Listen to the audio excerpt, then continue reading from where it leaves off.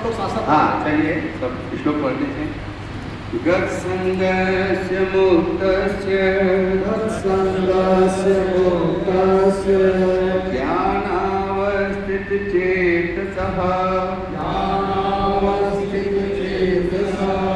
यज्ञाचरतः कर्म समग्रं प्रविलीयते। हरे कृष्ण। संबंध है श्लोक में गुरुवार में भगवान ने यदि एक रीति से कहा था कि यज्ञ से अतिरिक्त कर्म मनुष्य को बांधते हैं। अब उसी बात को इस श्लोक के उत्तरार्ध में अवन्वय रीति से कहते हैं, जिसकी आसक्ति सर्वथा मिट गई है, जो मुक्त हो गया है, जिसकी बुद्धि स्वरूप के ज्ञान में स्थित है। ऐसे केवल यज्ञ के लिए कर्म करने वाले मनुष्य के संपूर्ण कर्म नष्ट हो जाते हैं।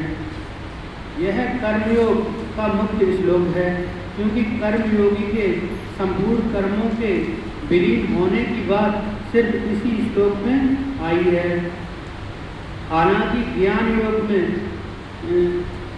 श्लोक संख्या 437 से 437 में एवं भक्ति योग के श्लोक में 18.66 में भी ये बात आई है।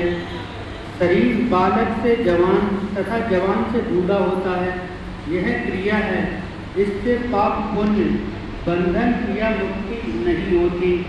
जैसे गंगा जी के किनारे, जैसे गंगा जी के पानी से कोई खेती करे या कोई उसमें डूबकर मर जाए, लेकिन गंगा जी को कोई पाप पुण्य नहीं लगता। मनुष्य जब क्रिया से संबंध जोड़कर कर्ता बन जाता है तो वह क्रिया फलजनक कर्म बन जाती है और कर्म से बंधन होता है। जब मनुष्य निस्वार्थ भाव से दूसरों के हित के लिए या भगवान की खुशी के लिए कर्म करता है तो वही कर्म कर्म बंधन से छुड़ाने वाला हो जाता है। यह कर्म योग है।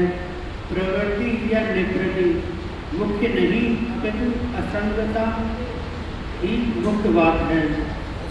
कर्मयोगी शरीर सहित सभी पदार्थों को अपने लिए नहीं मानता, अर्थात भोग सामग्री न मानकर साधन सामग्री मानता है, जिससे उसकी बुद्धि अपने स्वरूप के ज्ञान में स्थित हो जाती है। स्वामी जी कहते हैं, कामना से ही हमें अपने स्वरूप की स्मृति हो जाती हुई है। इसलिए कामना हटते ही संसार पदार्थ क्रिया से संबंध विच्छेद हो जाता है और स्वरूप का बोध हो जाता है। पसंद और ऐसे सब लोग पसंद सब लोग पढ़ लेंगे। अच्छा ऐसा है, नहीं समय तो है कम, पसंद सब लोग पढ़ लें। इस श्लोक पर चर्चा अगले रविवार करेंगे। ये प्रतिनिधि श्लोक है कर्मयोग का, और जहाँ अभी बात की ना तीसरे अध्याय का 9वां श्लोक आप सब लोग निकाल लीजिए। तीसरे अध्याय का 9वां श्लोक, ताकि हम जो बातें सुनते हैं वे हमारे अंतःस्थल में बैठती नहीं है। अब यहाँ लग रहा है कि वो तो नवीन बात कोई कही थी, लेकिन ये बात पहले भी कह चुके हैं। तीसरे अध्याय का 9वां श्लोक में कहते हैं, यज्ञार्थात् कर्मणो अन्यत्र, यज्ञ के से अलावा, यज्ञ मतलब कर्तव्य पालन से अलावा किया हुआ कर्म, लोको अयम कर्म बंधना, यज्ञ के अलावा किया हुआ कार्य लोग में इस संसार में कर्म बंधन का कारण है। इसलिए तदर्थम कर्म कांते मुक्त संग्रह समाचर। ये तीसरे अध्याय का 9वां श्लोक। यही बात तो प्रतिनिधि श्लोक में और विस्तार से अब 23वें में कही है, यह इस श्लोक में हम लोग पढ़कर वैसे ही गुजर गए।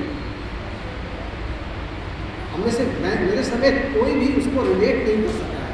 तो इस श्लोक की व्याख्या हम अगले रविवार को पूरी तरह से समझें, क्योंकि कर्मयोग का प्रकरण है, हमारी नींव मजबूत होगी, हमारे जीवन में काम आने वाला, गृहस्थ जीवन में काम आने वाला सिर्फ कर्मयोग है अच्छी तरह से।